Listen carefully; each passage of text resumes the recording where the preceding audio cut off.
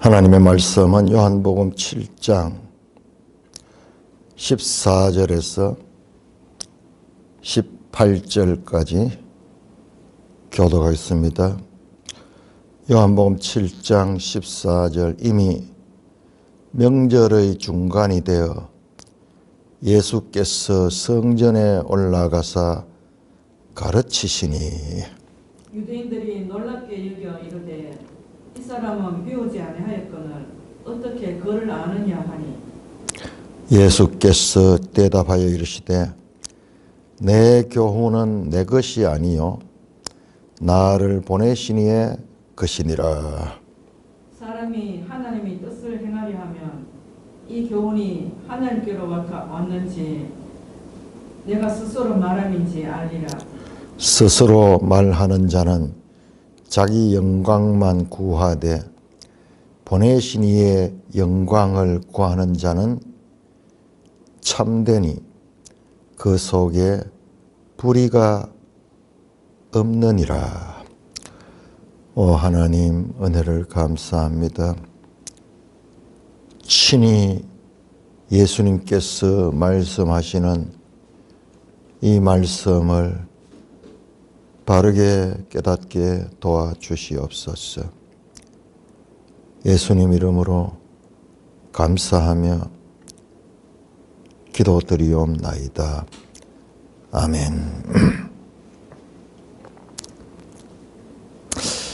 자, 초막절 절기는 8일 동안 지내죠. 7월 15일에서 21일까지 1회 동안 지내고 그 끝날 8일에 거룩한 대회로 큰 모임으로 가지는 것을 우리가 어제 레위기 23장 절기 그 부분을 통하여서 확인했습니다. 자, 이제 예수님은 초막절 절기 초반에는 갈릴리에 머물러 계셨습니다. 동생들이 같이 올라갑시다. 거기 가서 실력을 드러내세요. 그랬지만은 예수님은 내 때가 아니다. 그러면서 너희들은 가라. 그런데 예수님께서 명절 중간에 예루살렘에 올라가실 때 보면 숨어서 가셨습니다. 13절에 보니까는 그러나 유대인들을 두려워함으로 드러나게 10절에 나오네요. 형제들이 명절에 올라간 후에 자기도 올라가시되 나타내지 않고 은밀히 가셨어. 은밀히 가셨습니다. 그 먼저 간 동생들은 형님이 오지 않았을 줄로 알고 있었겠죠. 그런데 갑자기 은밀히 가신 분이 명절 중간 되니까 한 20일이나 한 18일, 19일 뭐 한 이때쯤 되겠죠. 그 중간이 예수께서 성전에 올라가서 가르쳤다.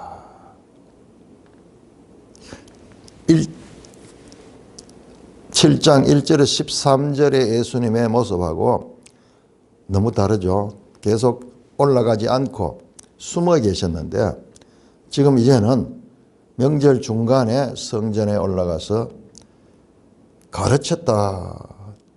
드러내고 가르치는 거죠. 사람들 앞에 성전에 올라가서. 바로 앞에 봤죠. 유대인들이 찾고 있었죠. 예수가 올라오는가. 유대인들이 예수를 찾고 무리 중에서도 예수님에 대해서 이런저런 지금 관심이 있는 그때죠. 그때 예수께서 성전에 올라가서 가르치다. 디다스코.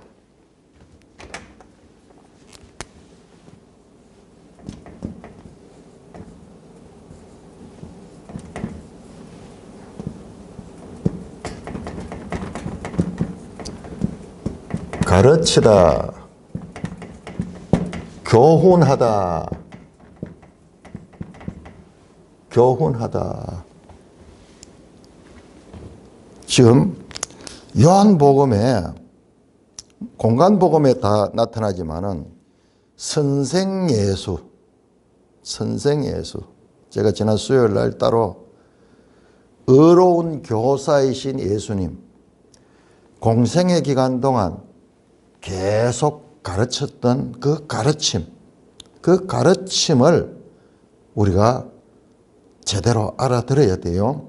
그런데 이 가르침에 공간복음에는 비유로 가르치는 것들이 많이 나타나지만은 요한복음에는 비유적인 표현보다도 직접 자신을 드러내는 그런 표현, 자신의 정체성에 대해서 직접 설명하시는 그런 내용들이 많다. 자, 요한복음 자체가 뭡니까? 태초에 계신 말씀. 그러니까는 예수님의 신성이 신성. 거룩하신 하나님과 동등하신 분으로서의 예수님을 스스로 드러내시고 설명하시는 내용이 많죠.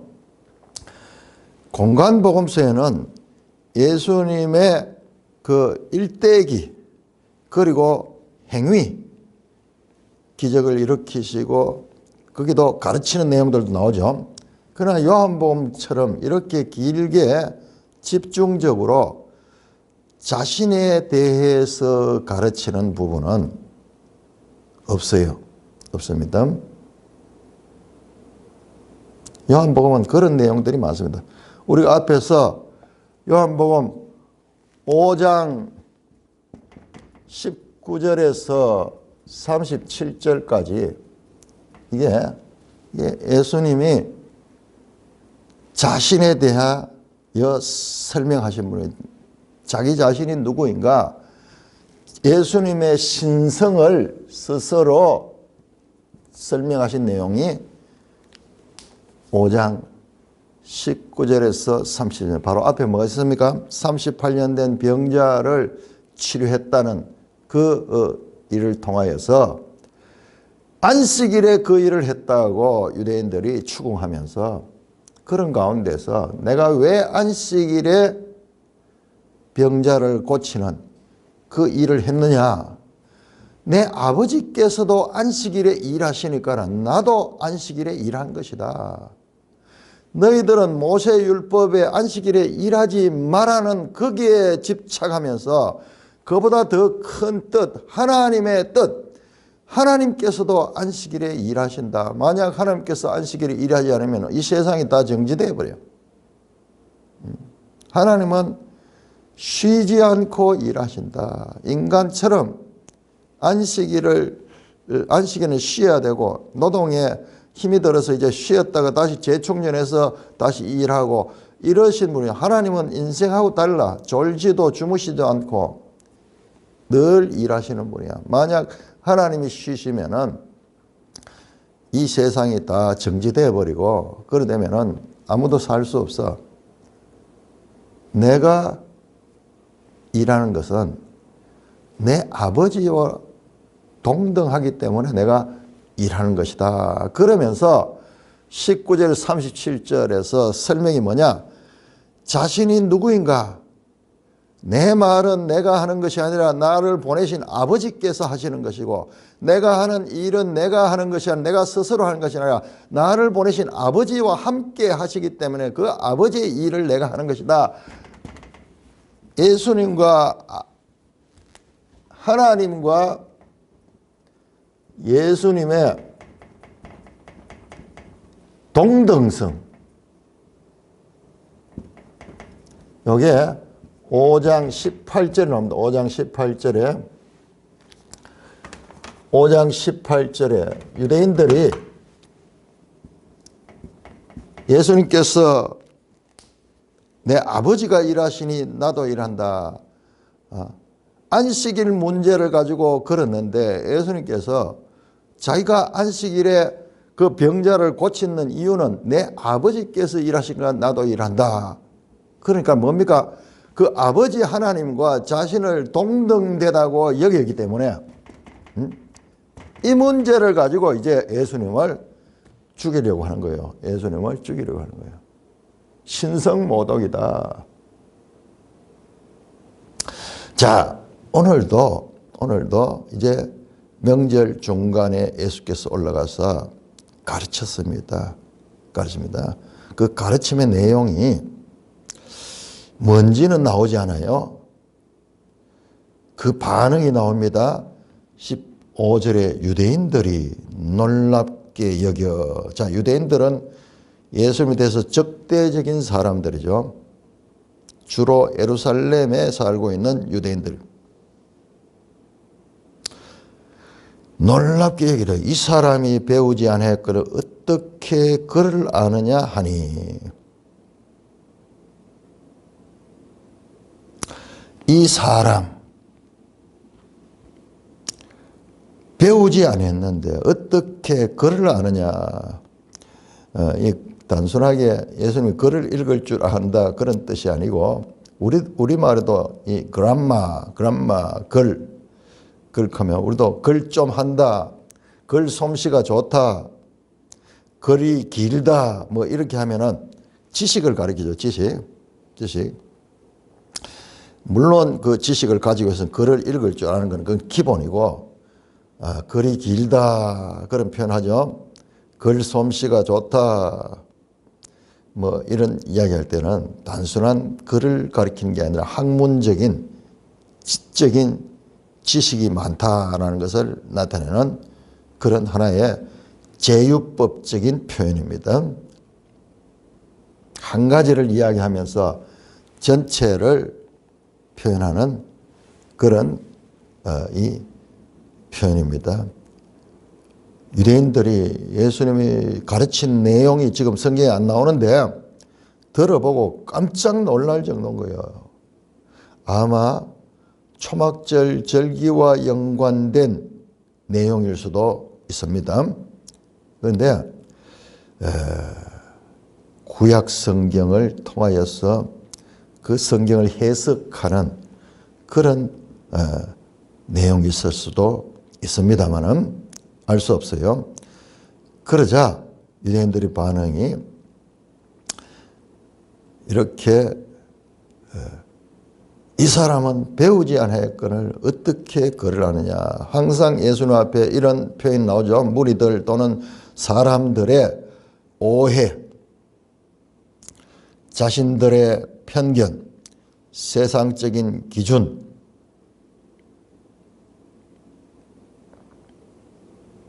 실제로요, 이 당시에도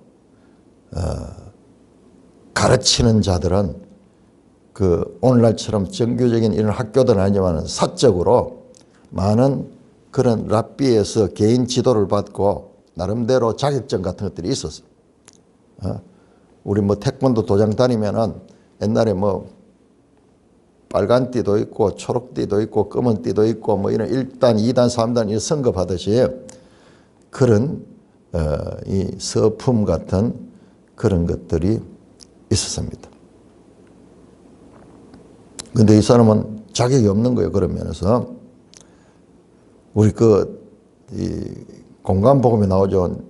네가 무슨 권위로 일을 하느냐, 네가 무슨 자격증이 있느냐 도대체, 그 이야기하듯이 지금 그런 말뜻이 담겨 있습니다. 자, 그러자 이제 그들의 질문에 대한 답변, 지금 이 14절에서 36절까지는 유대인들의 질문과 예수님의 그 답변을 통해서 예수님의 정체와 예수님의 사명을 설명하는 기회가 제공됩니다. 우리를 대신해서 그들이 물어주는 거예요. 그러면은 거기에 대한 답변이 나옵니다. 자, 거기에 대해서 예수님께서 대답합니다. 자기가 어디서 배워서 누구한테 배워가지고 어떻게 글을 아느냐, 그 질문에 대한 답변입니다. 예수께서 대답하시되 16절 내 교훈은 내 것이 아니요 나를 보내신 것이다. 자, 자신의 가르침. 여기 교훈 동일합니다. 디다케.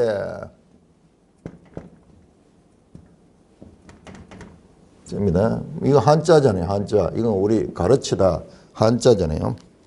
같은 원어로 보면은 같은 뿌리에서 나오는 겁니다. 내 교훈, 에모스 디다케.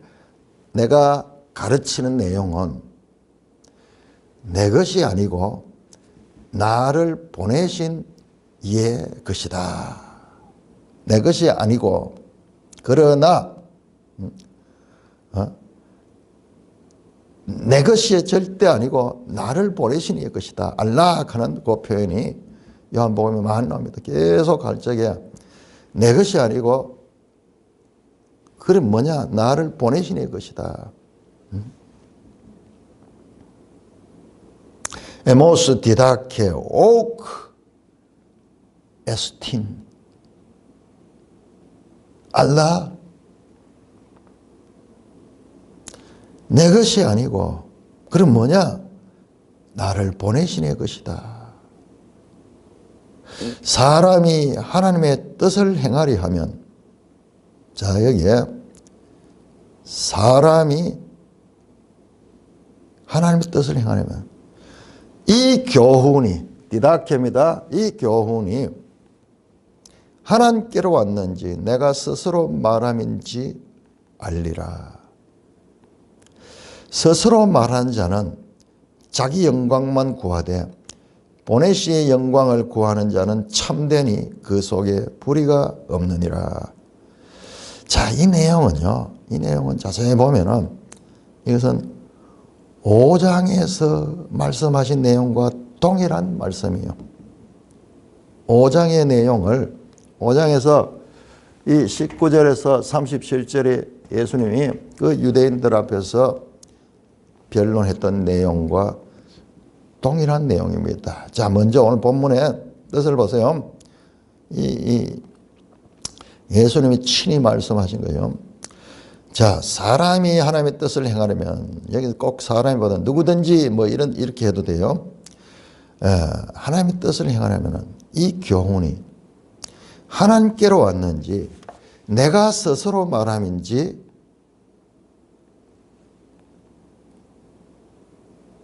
알리라. 이 말이 좀 어려워요. 이게 뭐냐면 결국은요 무슨 말 하는 거냐 18절에 내가 스스로 말하는 게 아니다는 거예요. 보면 18절에 스스로 말하는 자는 자기 영광을 구하지만 보내신 이의 영광을 구하는 자는 참되니 그 속에 불의가 없다. 이 말은 뭐냐 하면 예수님의 가르침은 자기 자신이 스스로 창조하는 것이 아니라 자신을 보내신 아버지의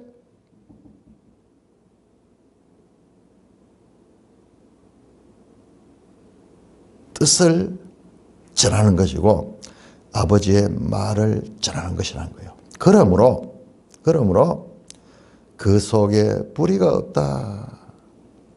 보내신 이의 영광을 구하는 자는 참되다.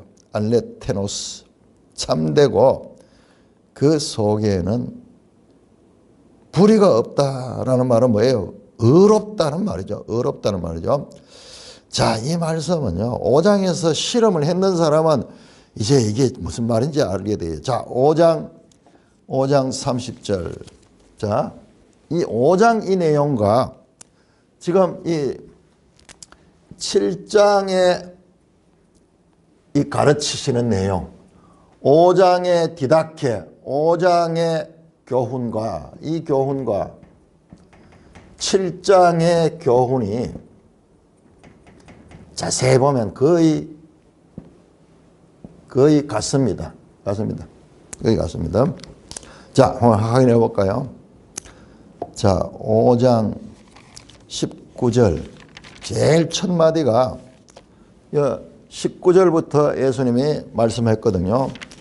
5장 19절 보세요. 5장 19절에 그러므로 예수께서 그들에게 내가 진실로 너에게 이르니 아들이 아버지께서 하시는 일을 보지 않고는 아무것도 스스로 할 수 없다. 아버지께서 행하는 그것을 아들도 그와 같이 행한다. 자, 제가 이거 설명하면서 이게 아버지가 더 높고 아들이 낮아가지고 아버지 뜻에만 복종한다 이런 것으로 보기 쉬운데, 그거보다는 스스로 할 수 없다는 말은 이 무능함보다는 서로 동등하다는 거예요. 동등하다는 거야. 내 말이 아버지 말이라는 거야. 그 아버지와 분리돼서 말하지 않는다는 거예요. 말하지 않는 거예요. 30절도 보세요. 30절 내가 아무것도 스스로 할 수 없느라 듣는 대로 행하노니 나의 뜻대로 하지 않고 나를 보내신 이의 뜻대로 함으로 내 심판은 의롭다. 예수님이 스스로 판단하는 것이 아니고 보내신 하나님의 뜻대로 하기 때문에, 하나님의 여기 꼭 심판도 되지만 판단도 돼. 판단, 해석, 판단하다 이런 뜻도 됩니다. 그래서 자신이 판단하고 자신이 심판하는 것은 자기 마음대로가 아니고 아버지의 그 뜻과 같이 하기 때문에 결과적으로 그것은 자신이 판단하는 것은 의롭다는 거예요. 의롭다는 거예요. 스스로 하는 것이 아니라 아버지와 불가분리적인 관계로 한다는 거. 이건 내가 많이 강조했습니다. 자, 이게 지금 여기 그대로 나오는 거예요. 다시 보세요. 본문으로 7장 17절 18절. 자, 이 교훈이 하나님께로부터 왔는지 내가 스스로 말하는지 알리라. 연결돼야 돼요. 이게 이 17절까지는 무슨 말인지 잘 알기가 어려워요. 18절에 보면은 자신은 스스로 말한 게 아니다. 스스로 말하는 자는 자기 영광을 구한다. 그러나 보내신 이의 영광을 구하는 자는 참되니 그 속에 불의가 없다. 5장 30절 나오죠. 내가 아버지의 심판대로 내가 심판하기, 내 심판은 의롭다 그랬죠. 여기 똑같죠. 반대로 이 보내신 이의 영광을 구하는 자는 참되니 그 속에 불의가 없다. 여기는 불의가 없다. 5장 30절은 의롭다. 의로운 게 뭐예요? 불의하지 않는 거죠. 불의가 없는 것이 의로운 거죠.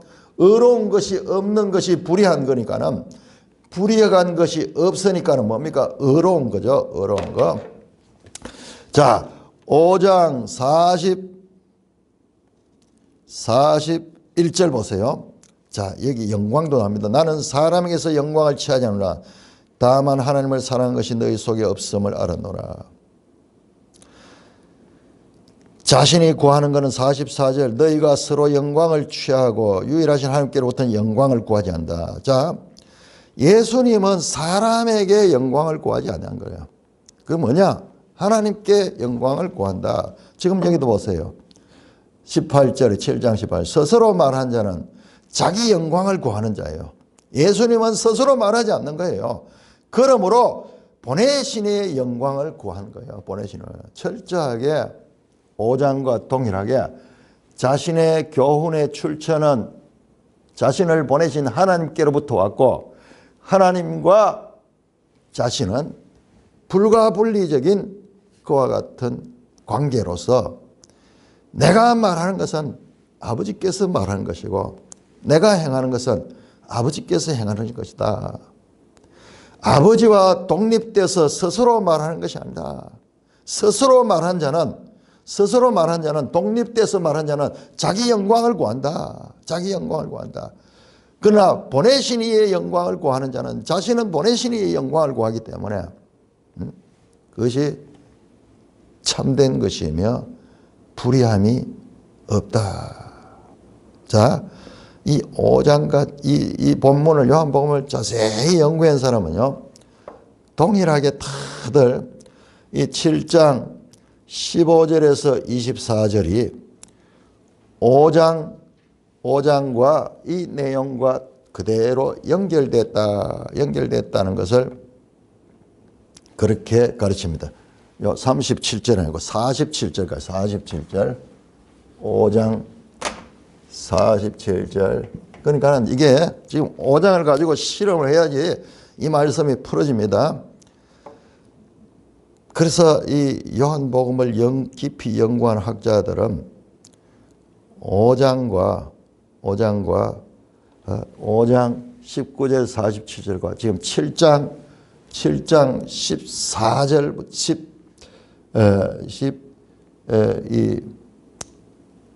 16절부터 7장 16절에서 시작되는 예수님의 가르치심 52절까지 이어지네요. 아니요. 53절까지 나오는데 제가 여기 한 52절까지 이어지는 이 예수님의 말씀과 이 말씀이 이게 서로 연속되어 있다, 연결되어 있다. 그래서 많은 학자들은 이 7장은 5장으로부터 했는데 6장이 중간에 끼어 있으니까는 이게 이상하다. 이 7장은 5장에 붙어야 된다. 이제 왜 그런가 더 확실하게 이제 설명하면서 알게 될 것입니다. 자, 그러나 저는 그 주장보다는 자간 5장과 내용상으로 연속성은 있다고 그렇게 보고 말씀을 전했습니다. 자, 요거 해석이 됩니까? 16절에서 18절까지 예수님의 가르침은 내 스스로 가르치는 것이 아니고 내가 만약 스스로 가르친다면 이거를 계속 거부하는 거예요. 앞에서도 내가 스스로 가르친다면 이것은 내 영광을 구하는 거지만은 그것이 나는 아니고 그러나 세상 사람들은 전부 자기 영광을 구하는 거예요. 서로 영광을 높이고 서로 그러지만은 그러나 자신은 철저하게 보내신 이의 영광을 구하기 때문에 여기서 핵심은요. 예수님과 하나님이 지금 불가분리적인 관계로 있고 자신은 끝까지 스스로 말하지 않고 하나님의 뜻을 행한다. 그래서 내가 가르치면은 이것은 내 것이 아니요 나를 보내신 이의 것이라 라는 말씀을 하고 있습니다. 자, 여기 나오는 교훈이라는 단어 디다케 디모데전서 4장 6절에 좋은 교훈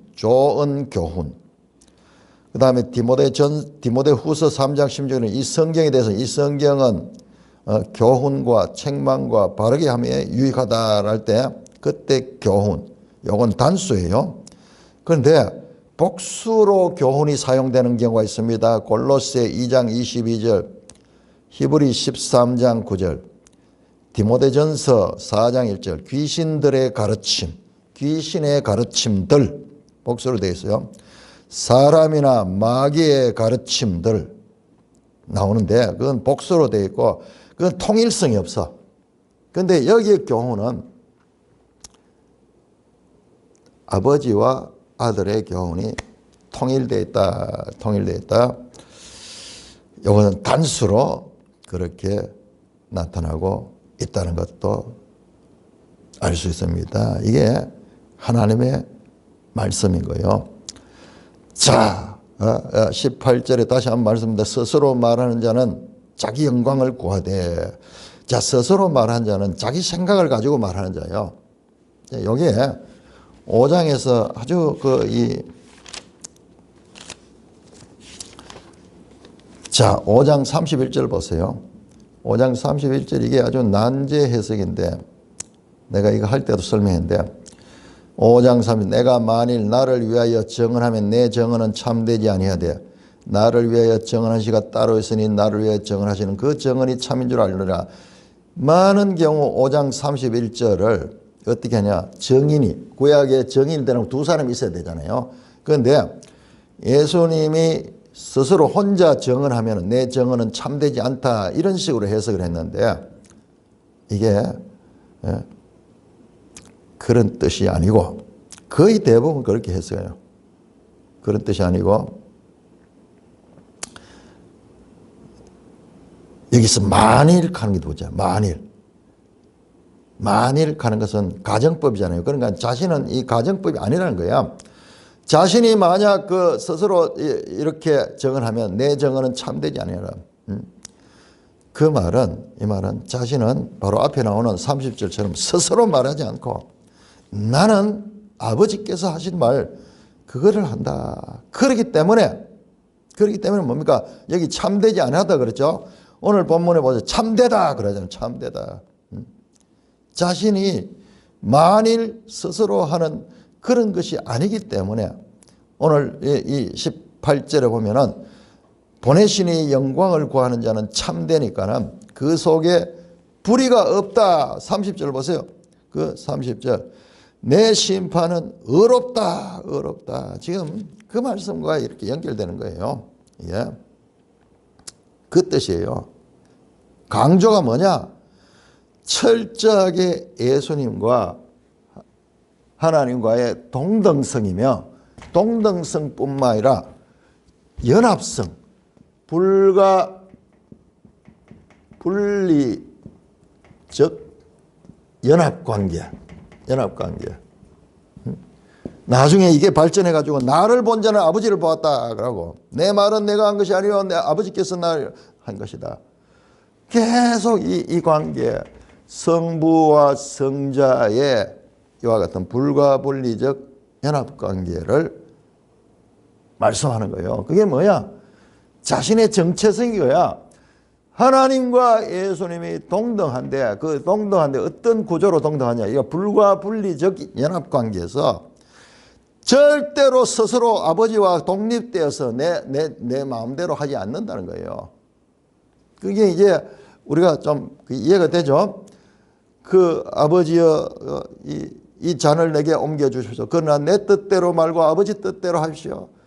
그 극한적인 고통 가운데서도 끝까지 아버지의 뜻을 추구하는 그것이 이와 같은 그 구조 자체가 그렇게 된 거예요. 그 구조, 예수님과 하나님과의 관계 자체가 이렇게 독립될 수 없는 그와 같은 관계. 말씀드렸죠?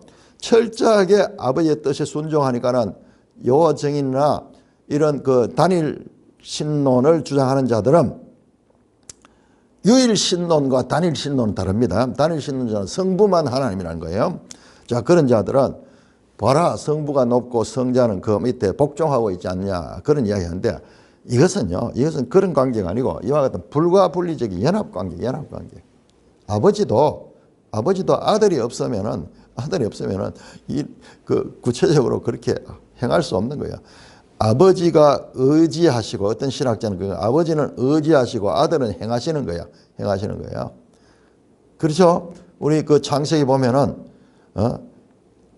하나님이 이르시되 하나님이 의지를 가지고 말하잖아요. 그러니까 그 빛이 있으라 빛이 되었잖아요.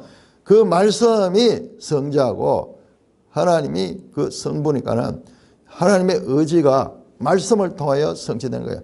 그래서 이런 불가분리적인 연합관계를 지금 말씀하고 있고 그렇기 때문에 자신의 말은 의롭다는 거예요.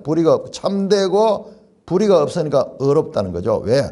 하나님 한 분만이 의롭기 때문에 그렇다는 거예요. 이 세상은 전부 불의와 그리고 거짓으로 이 가득 차 있는 이 세상 가운데 내 말은 사람들의 말처럼 내 교훈은 그냥 사람의 생각에서 나온 것이 아니기 때문에 어렵다. 결과적으로는 예수님과 하나님과의 동등성 안에서 더 깊은 그와 같은 구조적인 그 관계를 지금 말씀합니다.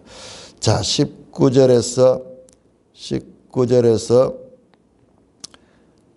24절까지 교독합니다. 19절. 모세가 너희에게 율법을 주지 아니하였느냐? 너희 중에 율법을 지키는 자가 없도다. 너희가 어찌하여 나를 죽이려 하느냐? 우리가 대답하되 당신은 귀신이 들렸도다. 누가 당신을 죽이려 하나이까? 자, 21절까지만 읽겠습니다. 예수께서 대답하셨어요. 내가 한 가지 일을 행하며 너희가 다 이로 말미암아 이상히 여긴다. 자, 여기까지 끊습니다. 지금 자, 예수님께서 그 유대인들을 향하여 지금 유대인들과 대상이 무리들이 같이 섞여 있어요. 섞여 있습니다. 그러니까 이 명절 중간이니까는 절정에 달했죠. 온 그 전국에서 사람들이 올라와 있는 그 성전에서 먼저 자신이 말하는 것은 바로 아버지, 나를 보내신 아버지의 말과 동일하다라는 말씀을 하신 다음에 그렇게 말합니다. 모세가 너에게 율법을 주지 않냐. 계속 모세와 예수님을 대조하면서 나오는 내용이 1장부터 계속 이어지고 있죠. 그런데 너희가 모세의 율법을 잘 지킨다면서 너희 중에 율법을 지키는 자가 없다. 왜? 너희가 어찌하여 나를 죽이려 하느냐. 그런데 무리가 대답하되 당신은 귀신이 될 자. 자, 여기에 대답하는 자는 무리들입니다. 이 무리들은 지방에서 올라온 사람이에요. 그래서 이 사정을 몰라요. 자, 25절 한번 보세요. 25절 보면은 그러나 예루살렘에 있는 사람은 이걸 알고 있어요. 25절 예루살렘 사람 중에 어떤 사람은 이는 그들이 죽이고자 하는 그 사람이 아니냐. 자, 예루살렘에 있는 사람들은 알고 있고 예수님은 이걸 알고 있는 거예요. 5장에서부터 죽이려고 했거든요. 이것 때문에 자신이 하나님과 동등하다는 이것 때문에 예수님을 죽이려고 했거든요. 그래서 예수님은 이걸 알고 있는데 이 무리들은 답변이 그걸 모르잖아요. 촌 사람들이 와가지고 당신이 귀신 들렸다. 이 말은 뭐 딴 것보다도 미쳤다 하는 거예요. 미쳤다.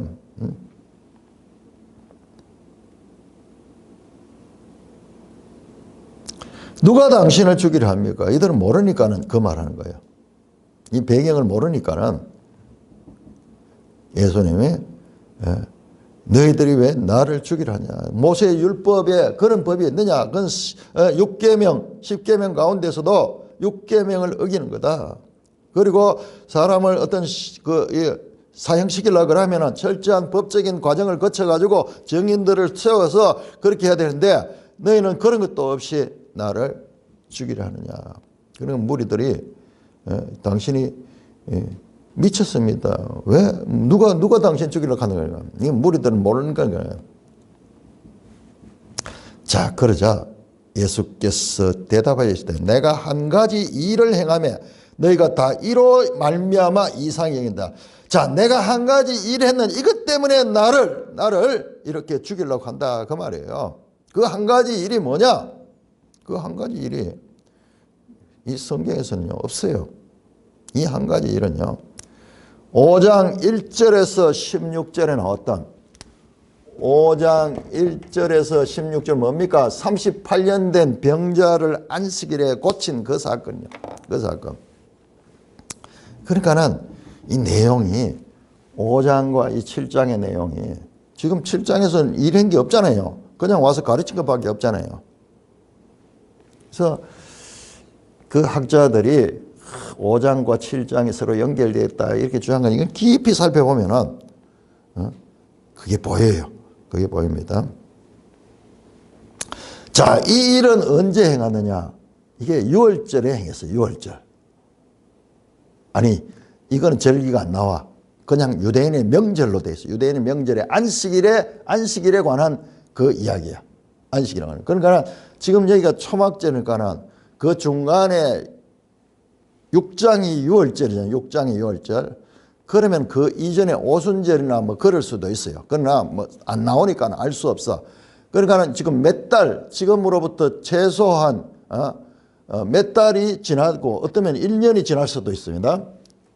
그 이야기를 하는 거야. 그 이야기를 내가 한 가지 일을 행하며 너희가 다 이로 말미암아 이상히 여긴도다. 자, 그러면서 자, 이제 그 내용을 우리가 확인할 수 있습니다. 자, 22절에서 24절까지 교독합니다. 22절 모세가 너에게 할례를 행했으니 그러나 할례는 모세에게서 난 것이 아니요 조상들에게서 난 것이라. 그러므로 너희가 안식일에도 사람에게 할례를 행하느니라. 모세 율법을 범하지 아니하려고 사람이 안식일에도 할례를 받는 일이 있거든 내가 안식일에 사람의 정신을 건전하게 한 것으로 너희가 내게 노여워하느냐. 자, 안식일 주제가 나왔죠. 안식일. 그러니까 이 일은 안식일 문제예요. 안식일 문제가 지금 다루어지고 있는 거예요. 그러니까 이 안식일 문제는 5장 1절에서 16절에 38년 된 병자를 낫게 한 그 사건. 그러니까 학자들이 7장과 5장이 서로 연결되어야 된다고 주장하는 것은 그것은 아주 깊은 통찰에서 나온 거예요. 나도 보니까는 그게 보이더라고요. 여러분, 이게 깊이 안 읽은 사람은 이게 볼 수가 없어요. 볼 수 없어요. 자, 그런데 적어도 몇 개월, 오래되면 1년도 이상 더 지내서 행했던 그 일이 지금 여기 초막절에 지금 말씀하니까는, 지금 좀 혼란스러운 거죠. 자, 안식일 이야기를 하잖아요. 모세가 너에게 할례를 행했다. 그러나 할례는 모세가 난 것이 조상이 난 것이 용갈로에 들어있죠. 어떤 사원은 없는 게 있는 거예요. 자, 모세의 법에 통해서 할례를 행했지만 사실상 조상 때부터 아브라함 때부터 할례가 시작됐잖아요. 그 말이죠. 그러므로 너희가 안식일에도 사람에게 할례를 행한다. 안식일 주제가 나오죠. 자, 안식일과 그 아이가 태어난 지 8일 된 할례하는 날, 법적으로 태어난 지 8일째 되는 날과 안식일이 겹쳐지게 되면은, 그럼 안식일과는 일을 행하지 않고 쉬는 것이 아니라 그 안식일에도 할례를 행하는 거예요.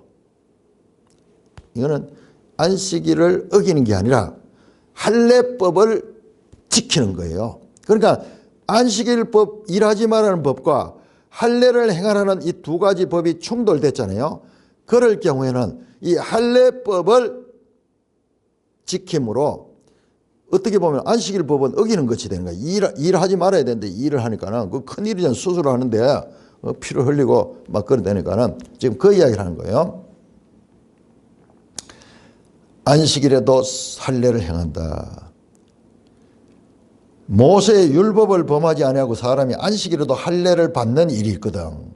그러니까 이것이 모세의 율법을 지키는 일인 거예요. 이게. 그런데 안식일이기 때문에 할례를 해야 되는 8일이 되는데도 할례를 행하지 않으면 이거는 안식일을 어기는 것이 된다. 모세의 율법을 어기는 게 됐다. 그 말이죠. 그러니까 두 가지 법이 충돌할 적에 상위법이 있고 하위법이 있는 거예요. 그래서 이 안식일 쉬는 법보다는 할례를 행하는 법이 더 상위법이 있는 거예요. 그렇겠죠. 이거는 일생하문이 있는 일이고 이 안식일은 매주 돌아오는 일이고 이러니까는 모세의 율법을 범하지 않은 사람이 안식일에도 할례를 받는 일 있거든. 내가 안식일에 사람의 전신을 건전한 것은 너희가 내게 노여워하느냐. 결국 이 일 때문에 예수님을 죽이려고 그러잖아요. 그러니까 이 내용이 맞아요. 이 5장에 그 사건이 다시 지금 등장하고 있는 것입니다. 자, 할례법을 지키면서 모세의 율법을 지키기 위해서 안식일법을 어기는 것, 그게 바른 율법을 지키는 건데, 하물며 내가 그 안식일에 38년 동안 병자로 사로잡히던 자를 그 병에서 해방시켜주고 그에게 진정한 쉼을 주게 했던 그를 살 수 있도록 했는 것이, 그것이 어떻게 모세의 법을 어기는 거고 너희에게 내가 죽을 죄를 범했다는 거냐. 그 말씀을 하시는 거예요. 그 말씀을 하시는 거예요. 내 아버지께서 일하니 나도 일한다. 내가 하는 것은 그 하나님의 뜻을 따르는 거지. 이 모세의 율법도 하나님이 주신 것인데 그 진정한 정신을 있다는 것이다. 그 말씀이죠.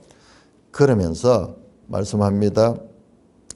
외모로 판단하지 말고 공의롭게 판단하라 하시니라. 이 세상법에도요, 이런 법이 단순하지 않아요. 그냥 흑백 논리가 아니고 세상법도 아주 복잡합니다.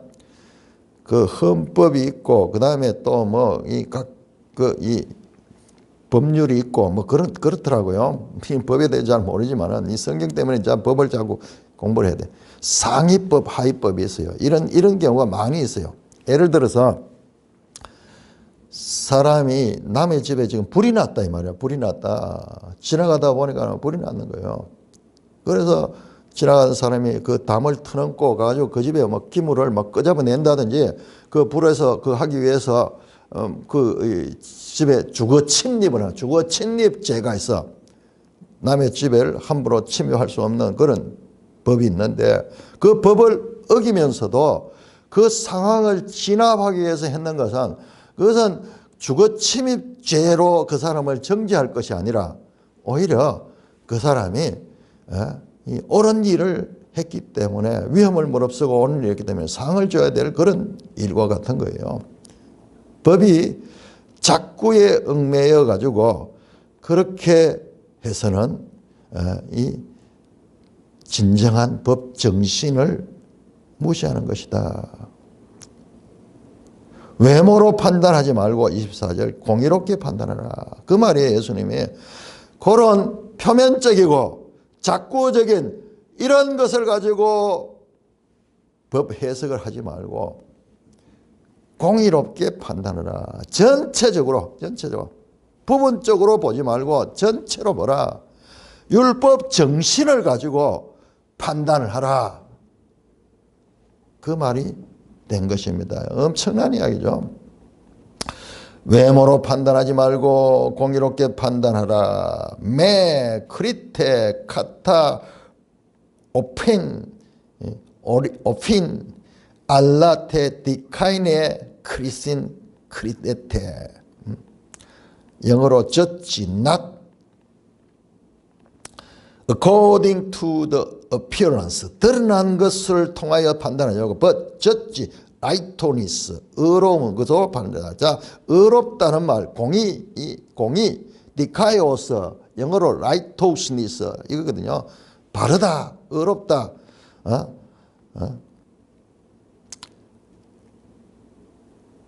유대인들은 성경의 일반적인 취지의 빛을 따르지 않고 감정적이고 편협하게 자기 주관적으로 그리고 작구적으로 판단했습니다. 그 결과 그들의 판단은 불공정하고 불의했습니다.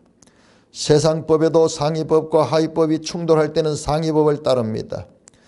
자, 예수님께서 말씀합니다. 율법과 선지자, 즉 성경의 대강령, 대강령 뭐냐? 하나님 사랑과 이웃 사랑이라.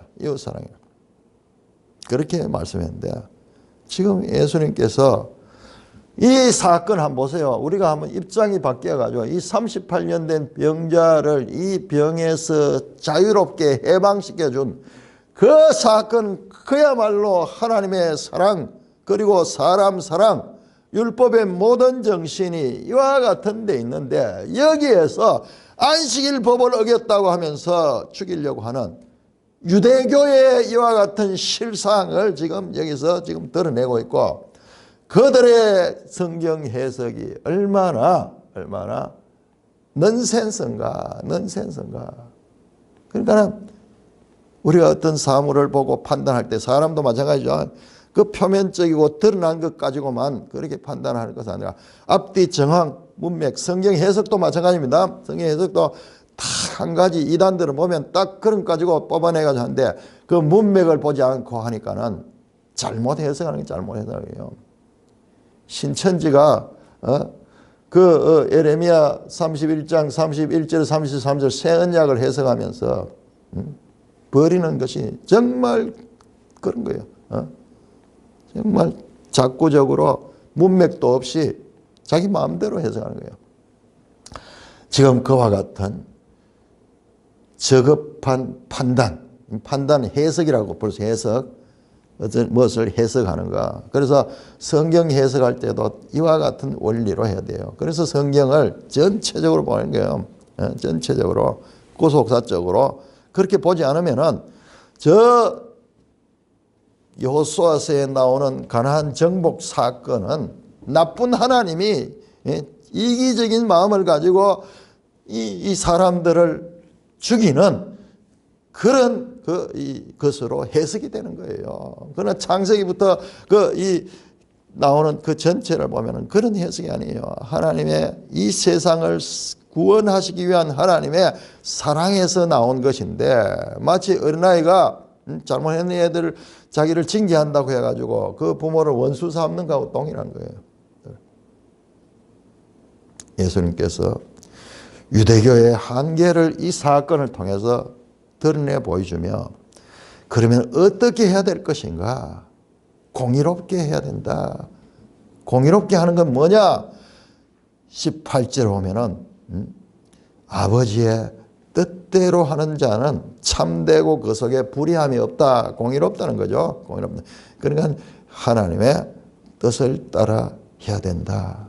하나님 뜻을 모르니까는 그러니까 예수님은 자신의 일이 내 생각과 내 판단이 아니고 아버지와 불가분리적 연합관계이기 때문에 그래서 의롭다는 거예요. 자화자찬이 아니에요.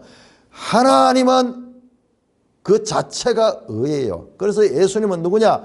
의로운 교사 또는 의의 교사가 이 땅에 와서 유대교의 한계를 지금 유대교가 지금 한계에 왔는 거예요.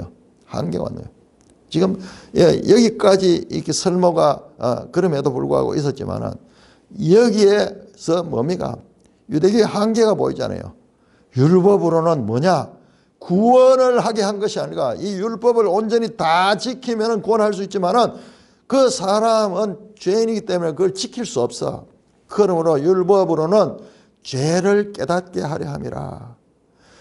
용도 자체가 인간의 죄성을 드러내주는 그런 용도로 율법이 하나님의 뜻에 의해서 제정이 되었는데, 그 뜻은 모르고 그 공의로 판단하지 않고 그 작구적으로 그것을 판단하면서, 그것도 그냥 판단이 아니라 사형 판단을 내리는 이런 것이 바로 유대교가 보여주는 한계다. 우리 목사들로서는요, 이 성경 해석에도 이렇게 적용되는 거예요. 그래서 성경 해석이 참으로 우리가 자꾸 성경을 전체적으로 보고 그렇게 했을 때 바른 해석이 나오지. 우리는요, 죄인들이 되면 뭐냐? 자기 중심성이 얼마나 강한지 몰라요. 성경을 볼 때도 내 생각과 내 마음에 원하는 이 의지가 있으면요, 그 의지 안에다 성경 말씀을 끌어맞추는 거예요. 그 안에다 끌어맞춰 땡기내는 거예요. 여러분, 설교들을 자세히 보면 얼마나 그런 게 많은지 몰라요.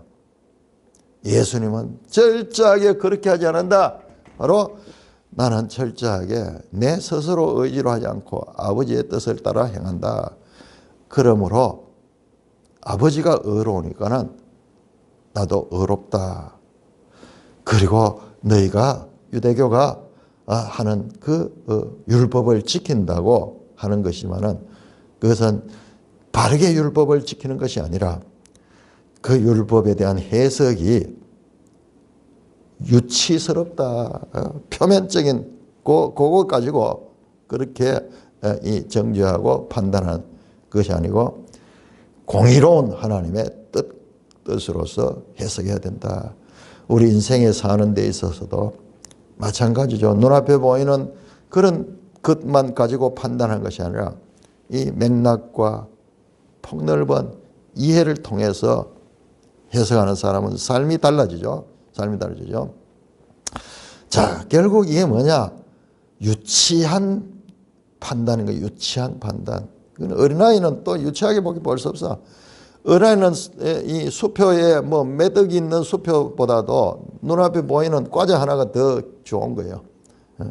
그렇듯이 유대교의 이 수준이 이렇게 유치하다. 그러므로 그리스도의 이 가르침을 따라지게 구원에 이를 수 있다라는 것을 지금 보여주고 있습니다. 자, 이 5장과의 연속성. 분명히 이게 지금 5장의 그 문제거든요. 자, 그 문제를 제가 많은 사람들이 이제 이 내용은 5장과 붙어야 된다. 뭐 그렇게 주장하는데 이 말씀을 연구하다 보면 7장 뒷부분도 또 그런 게 나와요. 이 부분만 아니라. 자, 그래서 한번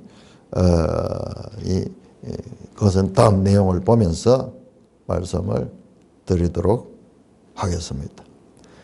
찬송가 31장입니다.